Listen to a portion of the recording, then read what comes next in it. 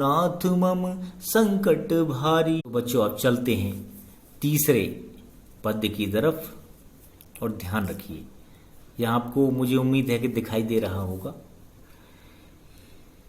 आई सीधी राह से गई न सीधी राह, आई सीधी राह से गई न सीधी राह, सुसुम सेतु पर खड़ी थी बीत गया दिन आह, सुषुम सेतु पर खड़ी थी बीत गया दिन आह, जेब टटोली कौड़ी न पाई, जेब टटोली कौड़ी न पाई, माझी को दूं क्या उतराई, माझी को दूं क्या उतराई, आई सीधी राह से गई न सीधी राह।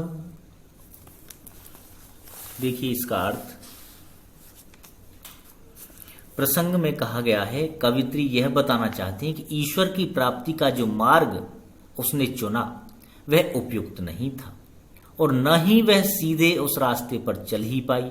अतः वह कहती हैं कि देखिए यहां सुषुम सेतु होता, सुषुम्ना नाड़ी रूपी शरीर की तीन प्रधान नाड़ियां इड़ा, पिंगला और सुषुम्ना है में से एक। सुषुम्ना नाड़ी रूपी शरीर की तीन प्रधान नाड़ियों इड़ा, पिंगला और सुषुम्ना में से एक। जेब टटोली आत्म विश्लेषण किया, कौड़ी न पाई कुछ प्राप्त नहीं हुआ, माझी माने ईश्वर, गुरु नाविक। व्याख्या है, हे ईश्वर, भक्ति के साधक केवल एक समर्पण ही ऐसा भाव है जिससे उस परम पिता को प्राप्त किया जा सकता है? केवल समर्पण ही है। बच्चों आप गुरु के प्रति, उसकी विद्या के प्रति समर्पण करोगे तो देखेंगे, आप पाएंगे कि आप में एक नया उत्साह होगा और ज्ञान ज्योति जलेगी और आपके सारे ज्ञान चक्षु खुल जाएंगे। ठीक है ना? मन में जो वेदना है, हृदय में जो वेदना है, वो सब नष्ट हो जाएगी और एक उत्साह उत्पन्न होगा किसके प्रति? ज्ञान के प्रति। और आप जो पढ़ाई कर रहे हैं वही आपके लिए मां सरस्वती विद्या प्रदान करें, आपके मन मस्तिष्क में विराजमान रहें, यही मेरी कामना है। मन समर्पित तन समर्पित, मन समर्पित तन समर्पित और यह जीवन समर्पित, चाहता हूं देश की धरती तुझे कुछ और भी दूं। तो कवि चाहता है कि मेरा मन और तन सब समर्पित है और फिर भी मन समर्पित तन समर्पित और यह जीवन समर्पित, चाहता हूं देश की धरती तुझे कुछ और भी दूं। तो कवि देखिए कितना देना चाहता है, सब कुछ दे दिया लेकिन फिर भी उसकी अभी अभिलाषा बनी हुई है कि इस धरती के लिए, मैं इस धरती मां के लिए कुछ और दूं। तो उसकी दी हुई जिंदगी तो सोच विचार और हठयोग साधना में बीत गई। अंततः जब उस पार उतारने वाले माझी ने इस संसार रूपी सागर से बेड़ा पार लगाया तो मैं उसके प्रति कृतज्ञता भी ज्ञापित नहीं कर पाई। इस कृपा के बदले में एक कौड़ी भी उस माझी को नहीं दे पाई।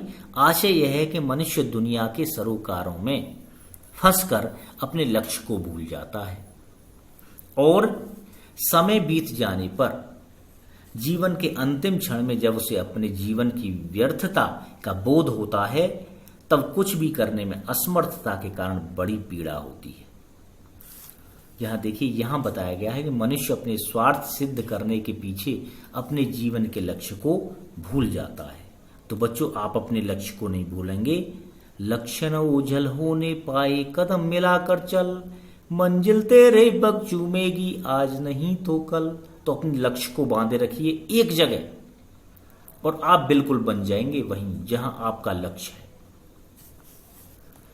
कवित्री ने अपने द्वारा अपनाए गए प्रभु प्राप्ति के मार्ग को उचित नहीं बताया।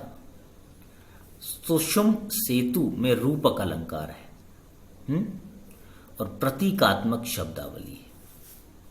यहां देखिए चौथा लास्ट का है ये, थल थल में बसता है शिव ही, थल थल में बसता है शिव ही, भेद न कर क्या हिंदू मुसलमान।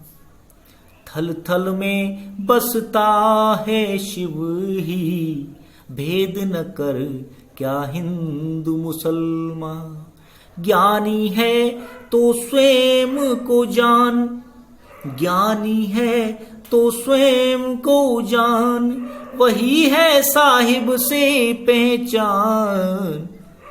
थल थल में बसता है शिव ही, भेद न करे क्या हिंदू मुसलमान। ज्ञानी है तो स्वयं को जान, वही है साहिब से पहचान।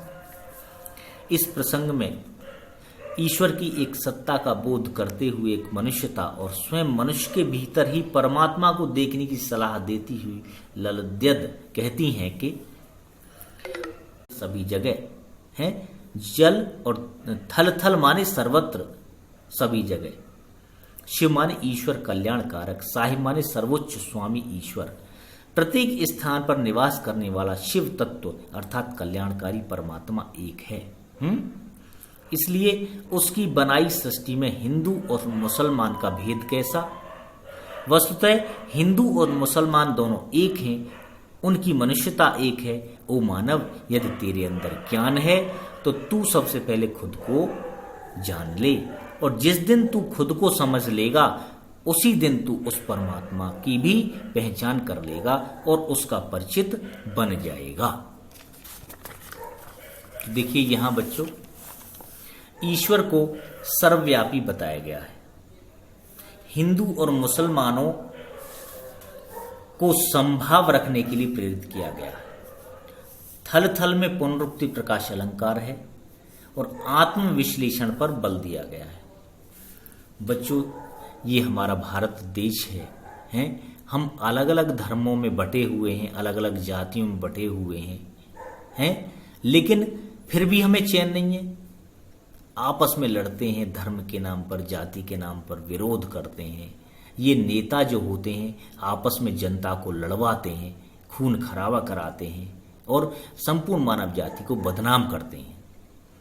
लेकिन हाँ, कुछ ऐसे अराजक तत्व हैं जो कि हर कौम में होते हैं, इसीलिए उनको क्यों न जड़ से उखाड़ फेंक दिया जाए, उनको बिल्कुल समाप्त कर दिया जाए, उनका नामो निशान मिटा दिया जाए, चाहे वो हिंदुओं में है, चाहे वो मुसलमानों में है, चाहे सिखों में है, चाहे ईसाइयों में है।